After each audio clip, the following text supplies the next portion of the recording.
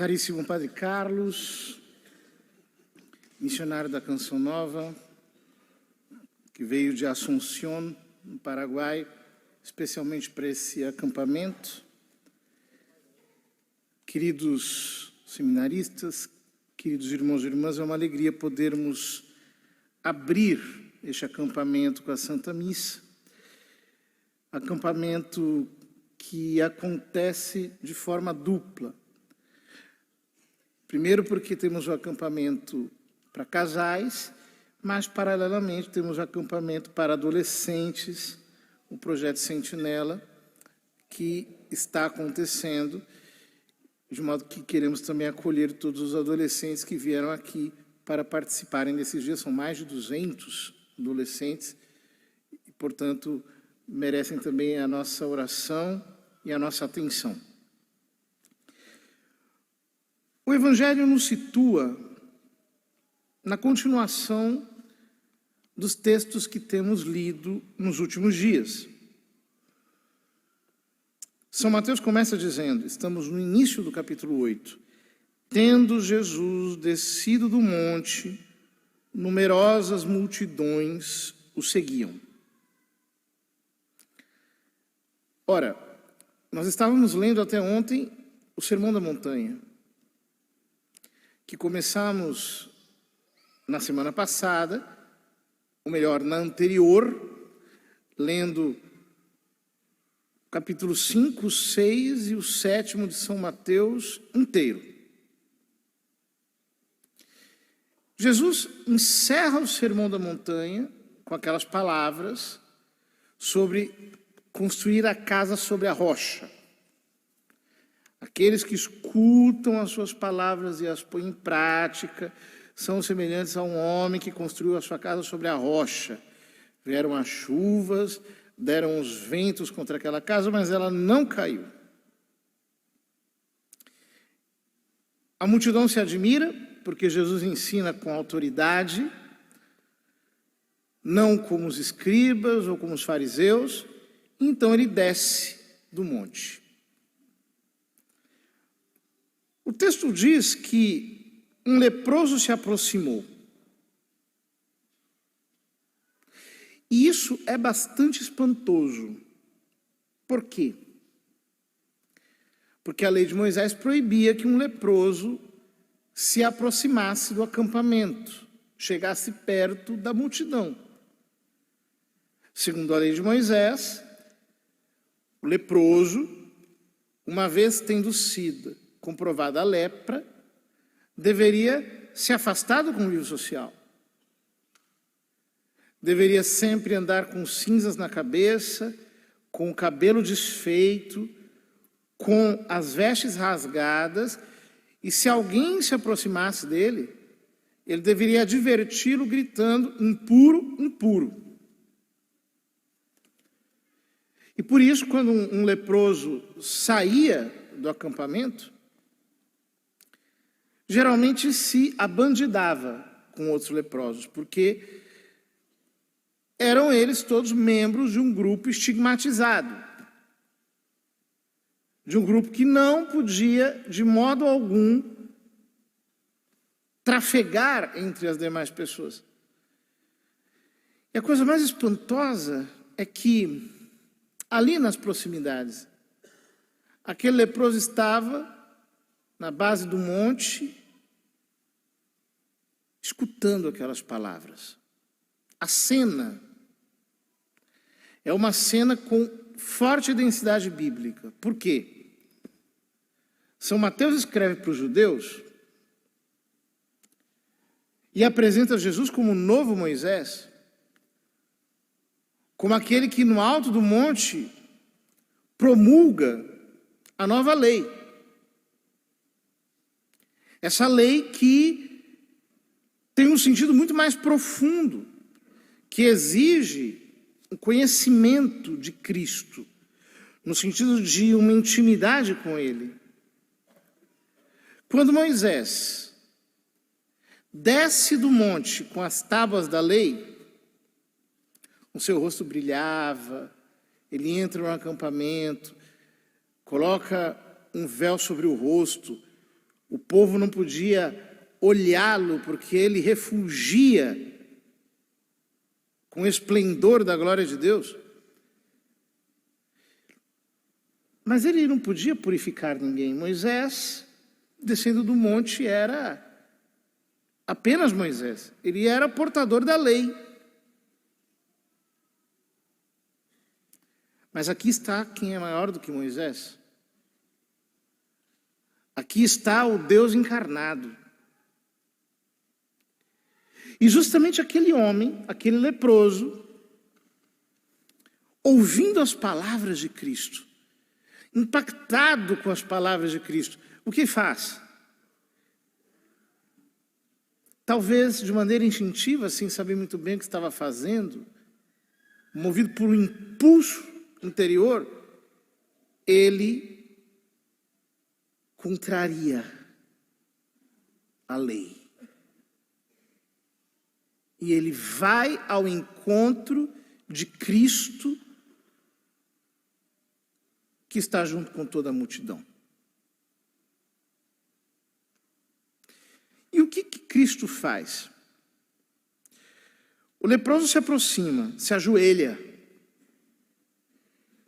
e diz: Senhor, se queres, tu tens o poder de me purificar. A palavra purificar vai aparecer aqui muitas vezes. A palavra kataros, em grego. Jesus estendeu a mão e tocou nele. E disse: eu quero, fica limpo. Esse gesto de Jesus é um gesto muito forte. A lei de Moisés proibia que alguém tocasse num leproso. Se alguém tocasse num leproso, se tornava impuro. Deveria se afastar do acampamento, passar vários dias. E a purificação era tremenda. Era necessário passar por uma purificação ritual. Inclusive, quando o leproso era purificado, havia uma purificação muito especial. Devia ir a um rio, lavar-se, etc.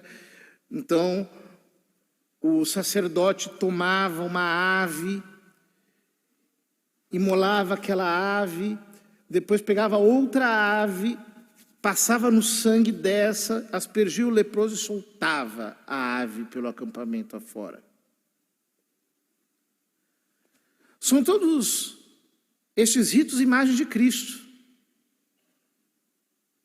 Porque a ave liberta, que aqui é uma imagem clara do Espírito Santo,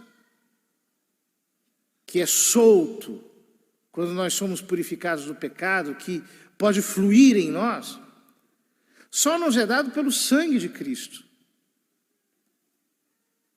Mas a lei proibia que alguém tocasse num leproso antes de esse leproso ser purificado. E o que faz Jesus? Jesus pega nele, Jesus coloca a mão no leproso, coloca a mão na ferida, coloca a mão na lepra. Ele não tem nojo de nós. Ele não tem nenhuma asepsia. Ele não coloca luvas. Ele não passa nenhuma substância desinfetante. Ele não lava as mãos com vinagre. Ele não se purifica com um pouco de vinho. Não. Ele pega na ferida. Ele coloca a mão na ferida. Por quê? Porque Deus se fez homem em Cristo, não para nos tratar de longe, para nos olhar à distância. Deus se fez homem em Cristo para pegar em nós, para tocar em nós. Ora, isso para nós é muito importante. Por quê? Porque esse leproso representa todos nós. Todos nós somos feridos de lepra. Todos nós nascemos com a mancha do pecado original. E, junto com a mancha do pecado original, nós fomos macerados por muitas experiências traumáticas em nossa vida. E Deus havia anunciado que haveria de ser assim. Quando ele amaldiçoou a serpente no Éden, ele diz a ela: porém inimizade entre ti e a mulher, entre a tua descendência e a dela. Ela te esmagará a cabeça e tu lhe ferirás o calcanhar. Todos nós temos feridas. É impossível passar por esse mundo sem ser ferido. É como passar entre espinhos e não ser, de modo algum, arranhado.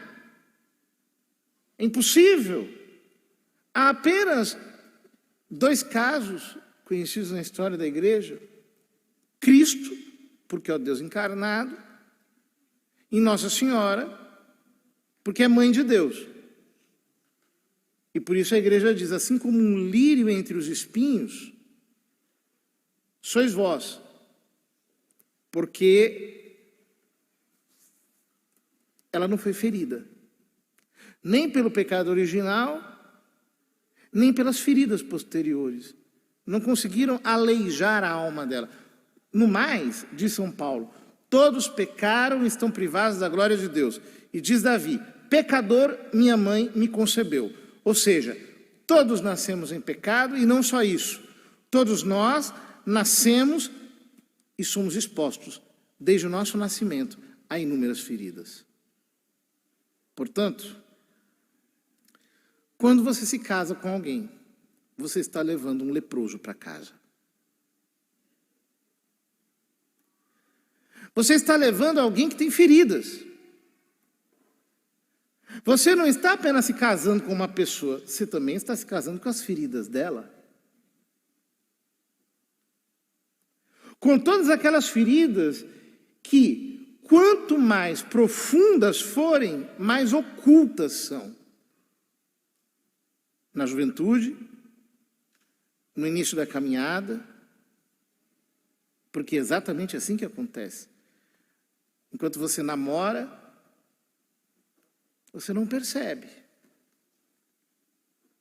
Mas aí você se casa, depois de um tempo, as feridas começam a aparecer. E quanto mais tempo passa, as feridas mais profundas vão chegando à superfície. E a cada dia você vai tendo de aprender a lidar com novas feridas. Feridas que estão, muitas vezes, escavadas no mais profundo da alma. Nós, sempre quando falamos sobre o sacramento do matrimônio, falamos que nós devemos olhar Cristo no nosso cônjuge. E nós temos que acolher Cristo, tratar Cristo, enxergar Cristo no nosso cônjuge. Só que esse Cristo que nós enxergamos no nosso cônjuge é o Cristo chagado. O profeta Isaías disse que nele não havia beleza ou formosura. Disse que de tal modo ele foi torturado, ferido e humilhado, que todos diante dele queriam virar o rosto. Não conseguiam encará-lo. E no alto da cruz, Nosso Senhor, chagado, ferido, moído, macerado, é a imagem justamente daquele que assumiu as nossas feridas. Ele mesmo disse que assim como Moisés levantou a serpente no deserto, o Filho do Homem deve ser levantado. Aquela serpente é uma imagem das serpentes que picaram o povo de Israel. E assim como a semente traz o veneno, ela traz o antídoto. E é aí que nós encontramos a explicação para as palavras do profeta Isaías. Nas suas chagas, nós somos sarados. Nas chagas de Cristo. nas chagas de Nosso Senhor. Portanto, você precisa aprender a olhar o seu cônjuge como Cristo olhou para esse leproso. E ao invés de olhar para a lepra do leproso e dizer, sai daqui, você é um leproso. Olha a tua ferida, e joga a ferida na cara dele. Eu não te suporto. Esse defeito teu me incomoda. Esse teu alejo me deixa enojado. Ao invés de tomar uma atitude de distância, ao invés de se cobrir de asepsias, você precisa fazer como Cristo. Tem que colocar a mão dentro da ferida para curá-la. Você precisa tocar no seu cônjuge. Você precisa colocar as mãos sobre aquilo no seu cônjuge de que mais você tem nojo. Como fez São Francisco Xavier. São Francisco Xavier era um fidalgo de família nobre, homem educado, numa educação cheia de requintes, um homem agradabilíssimo, de finíssimo trato, sempre acostumado com limpeza, com coisas das melhores. Ele se converte, graças à atuação de São Pedro Fabro e de Santo Inácio.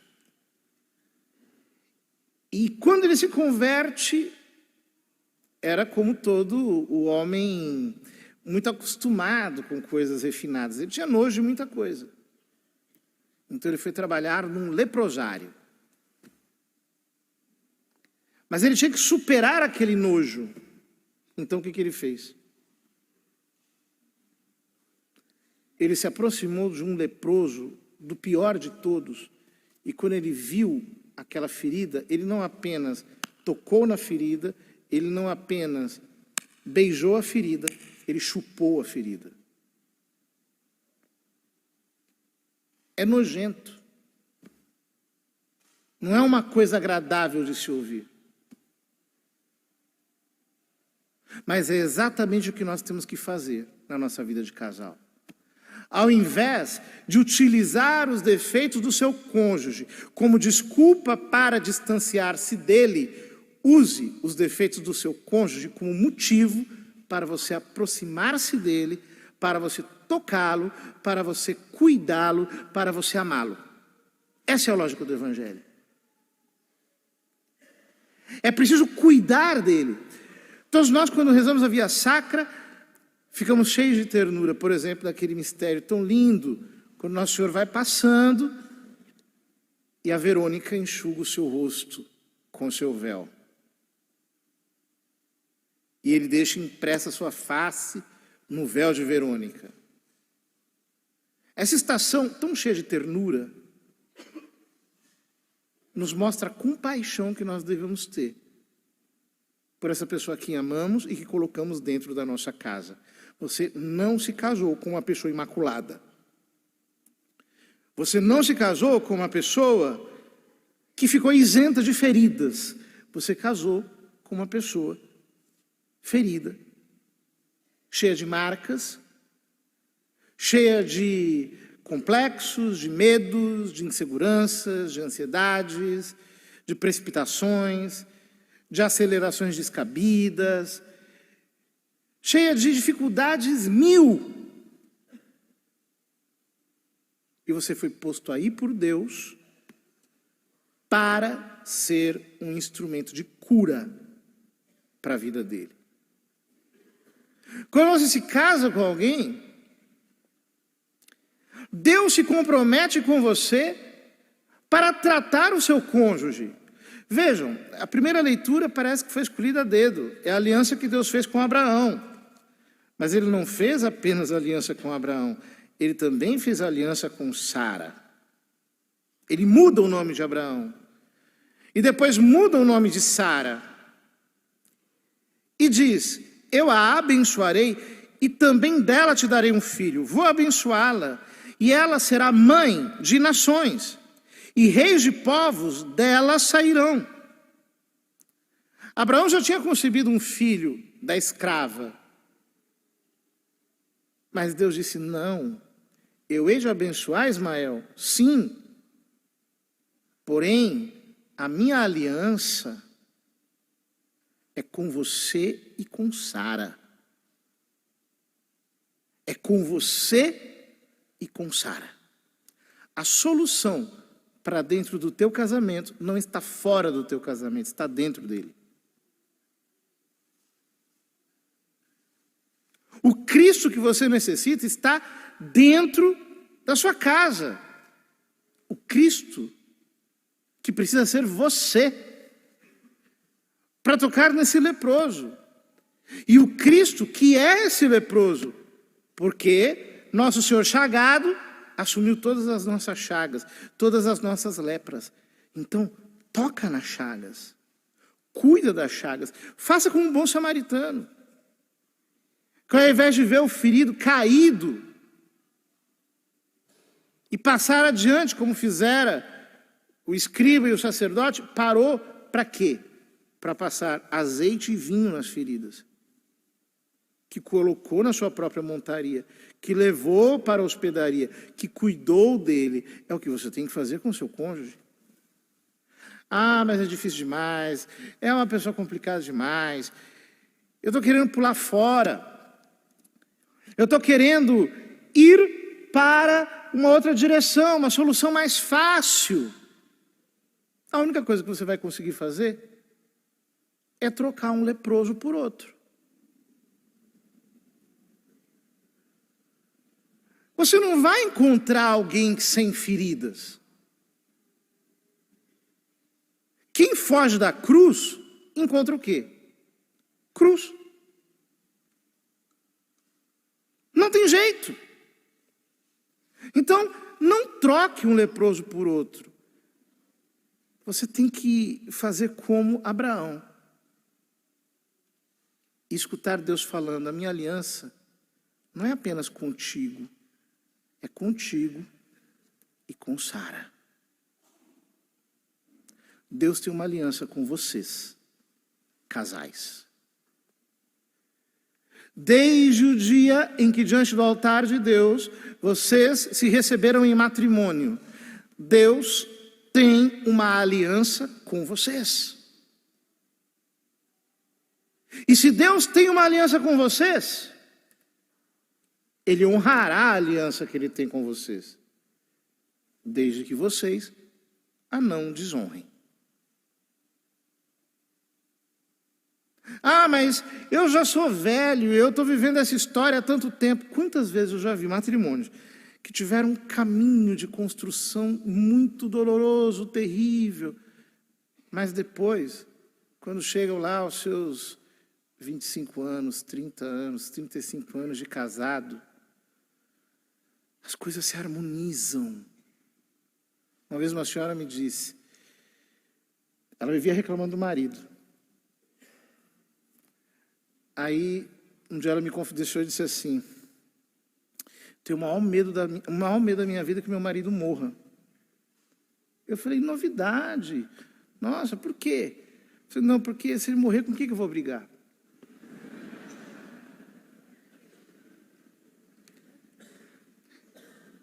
Ou seja, ali, aquelas discussões, aquele jeito de se tratar, era só uma gramática. Porque a vida não é perfeita. Quem tem a coragem de assumir o seu leproso, sem fingir que ele não é leproso, não precisa fingir. Isso é horrível. Tem muita gente que vive de fingimento. Nós estamos na era do Instagram. Até eu estou lá. E todo mundo fica postando fotos bonitas. Ah, a mulherzinha, o maridozinho, os filhinhos e tal, sorrisos, e restaurantes, e não sei o quê, não sei o quê. Mas os bastidores Só Deus é que sabe. Que ninguém vai postar foto de briga, foto de xingamento. Não, as pessoas, pelo menos, as aparências, tentam manter. Às vezes também não dá, mas tentam. Ou seja, eu não preciso fingir nada. Eu não preciso posar para ser uma espécie de família de propaganda de margarina. Eu não preciso assumir uma utopia como o meu ideal. Isso é loucura. Isso apenas gera frustração. Eu tenho que entender. Eu levei um leproso para casa. E a minha missão todo dia é pegar nessas feridas. Eu não posso ter nojo. Sabe, quando acontece num casamento que o cônjuge fica inválido. Me lembro de tantos casos. Que aí o marido vai lá, a mulher inválida na cama, limpa a fralda dela, limpa todas as sujeiras e tal, e vai cuidando. Não tem nojo. Por que não tem nojo? Porque não é para ter nojo. Nós não podemos ter nenhum tipo de asepsia em relação aos cônjuges. Temos que pegar, temos que tocar, temos que amar, temos que ter a coragem de dizer, olha, você é duro de roer, mas eu te amo. É difícil viver com você, mas nós estamos juntos para sempre. Eu sei quais são os seus defeitos, não vou fingir que eles não existem. Mas nós estamos juntos para o que der e vier. Quando nós temos essa coragem,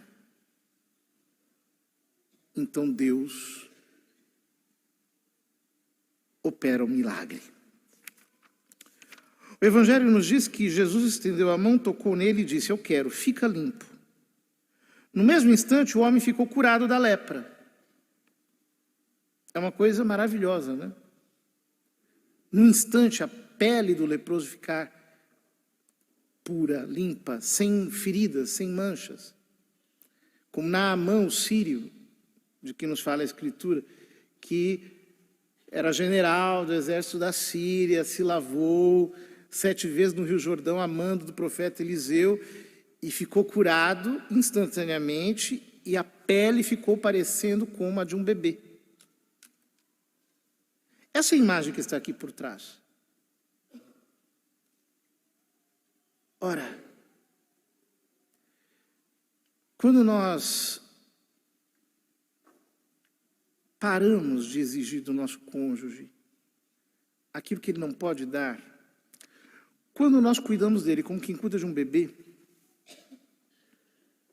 com afeto, com carinho, Deus, maravilhosamente, transforma todas as feridas em cura. Vejam, o lado bonito disso é que a cura para as nossas feridas está em Cristo chagado. Mas quem é o teu Cristo chagado? É o teu cônjuge. Então a cura das tuas feridas está nas feridas dele. Quando você toca a ferida dele, quando você cura a ferida dele, quando nele para de doer, em você repercute alegria, felicidade, bondade, gratidão, misericórdia. Portanto, pare de reclamar, pare de apontar, de dizer que ele é leproso. Comece a tocar, a cuidar, a curar, e você também será curado. Porque nas suas chagas nós somos sarados. Nas chagas de Cristo, na pessoa do nosso cônjuge. Então Jesus lhe disse, olha, não digas nada a ninguém. Isso é muito importante. Para de ficar falando mal do seu cônjuge para os outros. Para de ficar contando as coisas da sua casa para todo mundo. Para de ficar desabafando com as pessoas por causa da sua ansiedade. Porque quanto mais você fizer isso, pior será para vocês. Não diga. Eu acho muito interessante que, quando um casal está em crise, ele sempre vai procurar gente pior do que ele. Gente que se arrebentou toda na vida, né? É o fulano que já está não sei em quantos casamentos, aí vai pedir conselho para ele. Mas por que vai pedir conselho para quem não tem conselho para dar? Pois é, coisa do diabo. Não, Jesus diz, não conta nada a ninguém, mas vai mostrar-te ao sacerdote. E faz a oferta que Moisés ordenou para servir de testemunho para eles. Se tiver que falar com alguém, fala com o sacerdote. Vai mostrar a ferida para o sacerdote. Vai se confessar. Vai pedir conselho para o sacerdote.